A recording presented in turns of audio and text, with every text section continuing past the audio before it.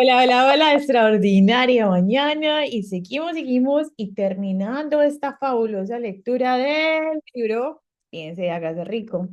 Vamos entonces a terminar con esta parte maravillosa de cuestionario para el autoanálisis. Así es. Y recuerda, como licenciada financiera, pertenezco a la campaña nacional de educación financiera y te suministramos clases de finanzas gratis con este espectacular currículo que estamos en 26 universidades, incluida la Universidad de Harvard. Así que rico que me dejes ahí en los comentarios. Yo quiero participar, yo lo quiero hacer y vamos con toda y por toda para que aprendas finanzas y tengamos la base financiera, comenzando con la protección, eliminación de deudas, teniendo un fondo de emergencia y sobre todo la inversión. Esa casa financiera que sí o sí debes tener. Entonces vamos a comenzar en este maravilloso cuestionario y quiero que abras ahí tu mente y tu corazón para que continuemos. Cuestionario para el autoanálisis. ¿Suele quejarse de sentirse mal? En tal caso, ¿cuál es la causa? Encuentra defectos en las otras personas a la menor provocación. Comete con frecuencia errores en su trabajo. De ser así, ¿por qué? Se muestra usted sarcástico y ofensivo en su conversación. Evita deliberadamente la asociación con cualquier persona y si lo hace, ¿cuál es la causa? Sufre con frecuencia de indigestión. En tal caso, ¿cuál es la causa? Le parece que su vida es inútil y que no tiene esperanza de futuro.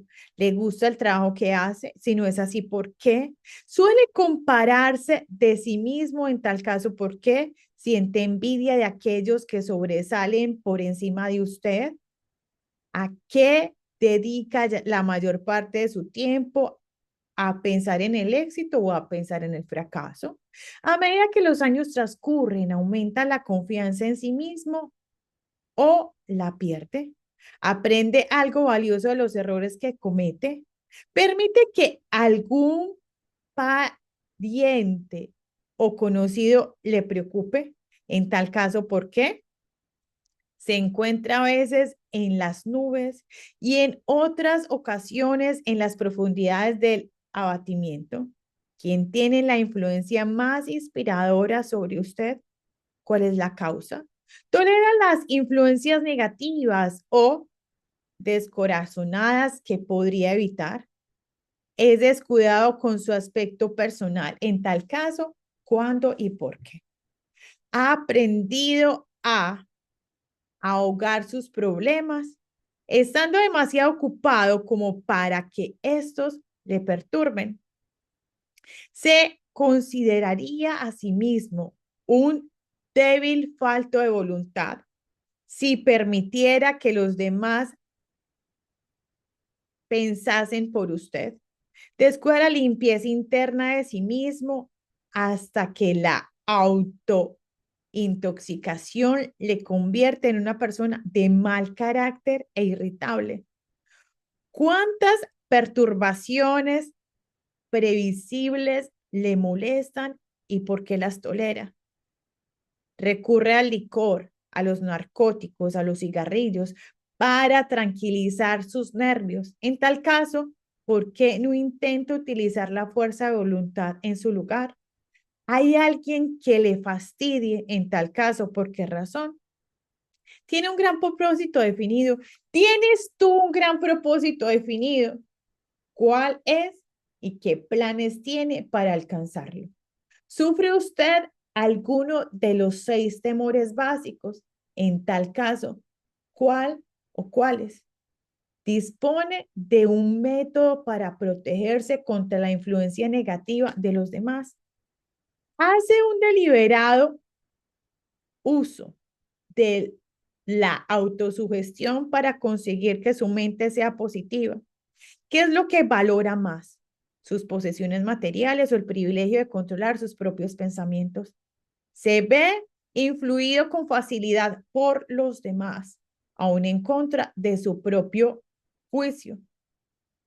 ¿Ha añadido el día de hoy algo de valor a su reserva de conocimientos o a su estado mental?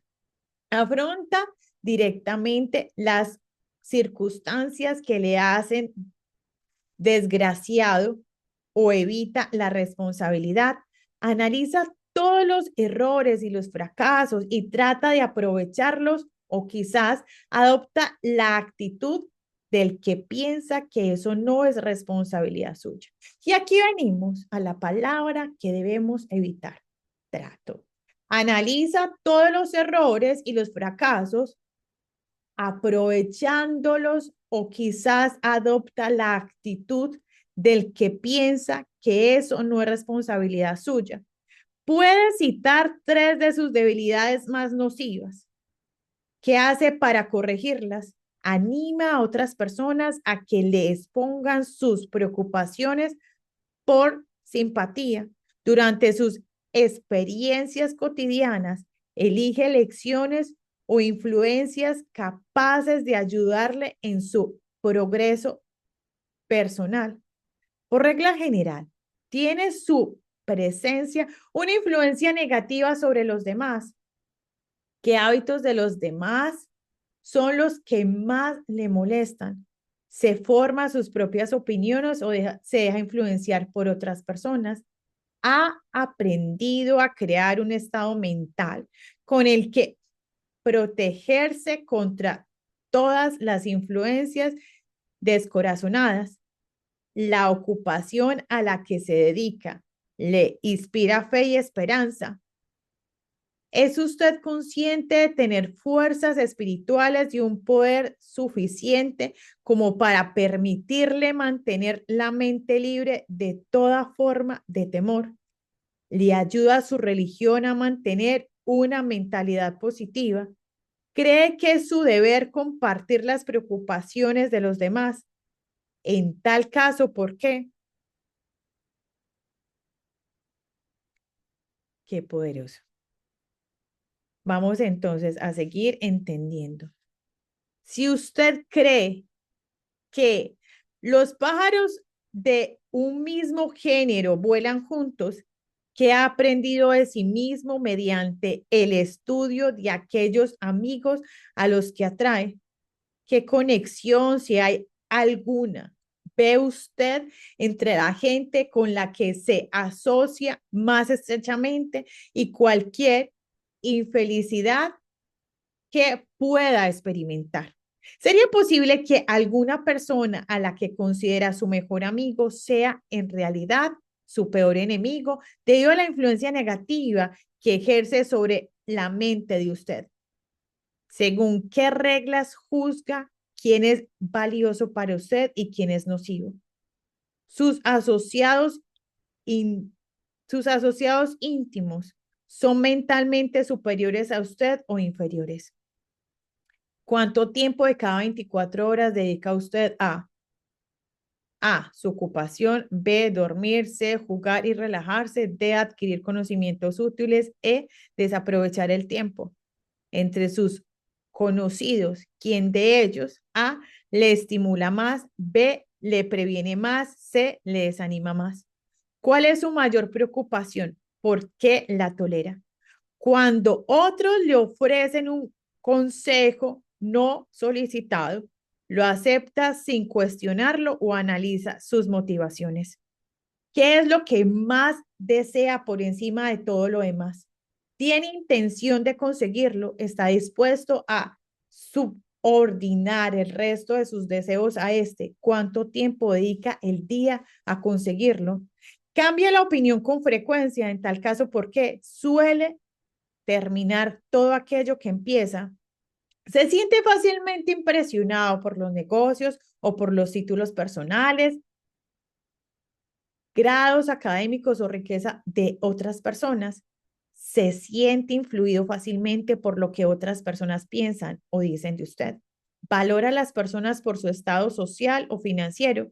¿Quién cree que es la persona más grande que vive en la actualidad? ¿En qué aspecto considera que esa persona es superior a usted? ¿Cuánto tiempo ha dedicado a estudiar y contestar a todas estas preguntas? Al menos Se necesita un día para llevar a cabo el análisis y dar contestación a todas las preguntas de la lista. Si ha contestado a todas estas preguntas con sinceridad, sabe más acerca de sí mismo que la mayoría de las personas. Estudie las preguntas con sumo cuidado. Vuelva a revisarlas una y otra vez a la semana durante varios meses y asómbrese ante la cantidad de conocimiento adicional de gran valor que habrá adquirido sobre sí mismo por el simple método de contestar con honradez a estas preguntas. Si no se siente seguro en lo que se refiere a las preguntas, a algunas preguntas, a las respuestas a algunas preguntas, busca el consejo de quienes le conozcan bien, en especial de aquellos que no tienen motivo alguno para halagarlo, y ve hacia sí mismo a través de sus ojos. La experiencia le resultará asombrosa. La única cosa sobre la que usted tiene control absoluto. Usted dispone de un control absoluto sobre una única cosa, sus pensamientos. Se trata del hecho más significativo e inspirador de todos los conocidos por el hombre. Refleja la naturaleza divina del hombre. Esta prerrogativa divina es el único medio de que usted dispone para controlar su destino. Si no logra controlar su mente, puede estar seguro de que no logrará controlar nada más. Si tiene que ser descuidado en lo que se refiere a sus posesiones, de que sea en relación con las cosas materiales, su mente es su posesión espiritual. Protéjala y utilícela con todo el cuidado al que tendrá derecho la realeza divina. Para ese propósito se le dio la fuerza de voluntad. Su mente es la posesión espiritual. Protéjala y utilícela con todo el cuidado al que tendrá derecho la realeza divina. Para ese propósito se le dio la fuerza de voluntad. Por desgracia, no existe protección legal contra aquellos que ya sea a propósito por ignorancia envenenan las mentes de las mentes mediante la sugestión negativa. Esta forma de destrucción debería ser punible, punible, y con duros castigos legales, porque puede destruir, como sucede a menudo, las oportunidades de las personas para adquirir cosas materiales que están protegidas por la ley. Hombres con mentes negativas trataron de convencer a Thomas Alva Edison de que no podría conseguir construir una máquina que registrara y produjera la voz humana. ¿Por qué? Dijeron que nunca antes nadie ha producido una máquina igual. Edison no les creyó. Sabía que la mente era capaz de producir cualquier cosa que la propia mente pudiera concebir y creer. Y ese conocimiento fue lo que elevó al gran Edison por encima del rebaño común. Hombres con mentes negativas le dijeron a F. W. Woolworth que se arruinaría si dirigía una tienda sobre la base de ventas de artículos de 5 y 10 centavos. Woolworth se negó a creerles, se negó.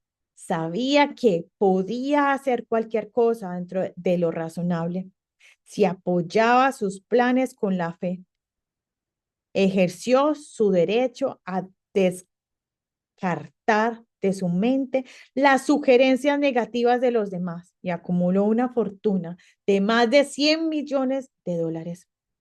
Personas incrédulas se burlaron cuando Henry Ford probó su primer automóvil,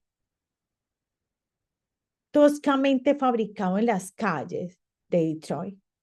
Algunos afirmaron que aquel artefacto jamás sería práctico. Otros dijeron que nadie pagaría un céntimo por aquel cacharro. Ford replicó, llenaré la tierra con vehículos que dependerán del motor. Y lo hizo. En beneficio de aquellos que buscan grandes riquezas, recordemos que prácticamente la única diferencia existe entre Henry Ford y una gran mayoría de trabajadores es la siguiente. Ford tenía una mente y la controlaba. Los demás tenían mente que ni siquiera intentaban controlar. El control mental es el resultado de la autodisciplina y el hábito. O usted controla su mente o esta la controla usted. No hay compromisos ni términos medios. El método más práctico de todos para controlar la propia mente es el hábito de mantenerla ocupada con un propósito definido, apoyado por un plan correcto. Estudie todo aquello que se sepa sobre cualquier hombre que haya alcanzado un éxito notable y observará que ese hombre tiene control sobre su propia mente, que ejercita ese control y que lo dirige hacia la obtención de objetivos definidos. Sin la existencia de ese control, el éxito no es posible. 55 cortadas famosas del viejo sí. Las personas que no alcanzan el éxito tienen un rasgo característico común. Conocen todas las razones que aplican al fracaso y disponen de lo que considera que son toda clase de justificaciones o cortadas para explicar su propia falta de logros. Algunas de esas cortadas son inteligentes y unas pocas de ellas se hallan incluso confirmadas por los hechos, pero no se pueden utilizar excusas por no tener dinero. El mundo que nos rodea solo quiere saber qué cosa ha alcanzado usted el éxito. Un analista del carácter con Un analista del carácter cumplió una lista de las excusas que suelen utilizarse con mayor frecuencia. A medida que lea la lista, examínese a él mismo con cuidado y determine cuántas de estas excusas ha hecho suyas, si es que hay alguna. Recuerde también que la filosofía presentada en este libro hace que cada una de estas excusas haya quedado obsoletas. Si no tuviera una esposa y una familia, si tuviera suficiente empuje, si tuviera dinero, si tuviera una buena educación, si pudiera conseguir un trabajo, si gozara de buena salud, si dispusiera de tiempo, si los tiempos fueran mejores, si otras personas me comprendieran, si las condiciones que me rodean fueran diferentes, si pudiera volver a vivir mi vida, si no tuviera miedo de lo que ellos dicen, si me pudieran, si me hubieran dado una oportunidad, si me hubieran dado una oportunidad, si ahora tuviera una oportunidad, si otras personas no lo hubieran conseguido por mí, si no sucediera nada que me detuviera, si fuera más joven, si pudiera hacer lo que quisiera, si hubiera nacido rico, si pudiera conocer a la gente adecuada, si tuviera el talento que algunas personas tienen, si me atreviera a imponerme, si solo hubiera aprovechado las oportunidades del pasado, si la gente no me pusiera nervioso, si no tuviera que mantener la casa y cuidar de los hijos, si pudiera ahorrar algún dinero, si el jefe me apreciara, si contara con alguien que me ayudara, si mi familia me comprendiera, si viviera en una gran ciudad, si solo pudiera empezar, si fuera libre, si tuviera la personalidad de algunas personas, si no fuera tan gordo, si mi talento fuera conocido, si pudiera abrirme paso, si pudiera librarme de las deudas. Si no hubiera fracasado, si supiera cómo, si nadie se me opusiera, si no tuviera tantas preocupaciones, si pudiera casarme con la persona adecuada, si la gente no fuera tan insensible, si mi familia no fuera tan extravagante, si estuviera seguro de mí mismo, si no tuviera la suerte en contra, si hubiera nacido bajo otro signo, si no fuera cierto que lo que tiene que ser será. Si no tuviera que trabajar tanto, si no hubiera perdido mi dinero, si viviera en un barrio diferente, si no tuviera un pasado, si tuviera una empresa propia, si los demás me escucharan. Sí, y este es el mayor de todos ellos, si yo tuviera el valor de verme tal y como soy en realidad, descubriría qué es lo que pasa conmigo y lo corregiría. Entonces tendría la oportunidad de aprovechar mis propios errores y aprender algo de la experiencia de los demás. Pues sé que me ocurre algo que no está del todo bien porque estaría donde debería estar si me hubiera pasado más tiempo analizando mis debilidades y miedos, buscando excusas que las justificaran. Encontrar excusas con las que explicar el fracaso es un pasatiempo nacional. El hábito es un viejo como el ser humano y fatal para el éxito, porque la gente se aferra a sus mezquin mezquinas excusas. La respuesta es evidente. Defienden sus excusas porque ellos mismos las crean. Todas, toda excusa es hija de la propia imaginación y esa es la naturaleza del hombre, defender lo que es producto del propio cerebro. Encontrar excusas es un hábito profundamente arraigado. Los hábitos son fáciles de romper, sobre todo cuando ofrecen una justificación para algo que hemos hecho. Platón pensaba en esta verdad cuando afirmó, la primera y mejor victoria es conquistar el yo. Ser conquistado por el yo es de todas las cosas las más vergonzosa y vil. Otro filósofo pensaba en lo mismo cuando dijo, me llevé una gran sorpresa al descubrir que la mayor parte de la fealdad que vea en los demás no era más que un reflejo de mi propia naturaleza. Albert Harvard dijo, siempre ha sido un misterio para mí saber por qué la gente se pasa tanto tiempo engañándose a sí misma, creando excusas para justificar sus debilidades. Si ese tiempo se utilizara de un modo diferente, bastaría para curar la debilidad y entonces no necesitaríamos de ninguna excusa. Antes de terminar, quisiera recordarle que la vida es un tablero de ajedrez y el contrincante es el tiempo. Si usted duda antes de mover o descuida hacer el movimiento con prontitud, el tiempo lo vencerá. Usted juega contra un contrincante que no tolera la indecisión. Es posible que hasta ahora usted haya tenido una excusa lógica para no verse obligado a exigirle a la vida aquello que usted mismo le ha pedido. Pero una excusa ha quedado obsoleta porque ahora usted está en posesión de la llave maestra que abre la puerta de las cuantiosas riquezas de la vida. La llave maestra es intangible pero muy poderosa. Otorga el privilegio de crear en la propia mente un ardiente deseo de alcanzar una forma definida de riqueza.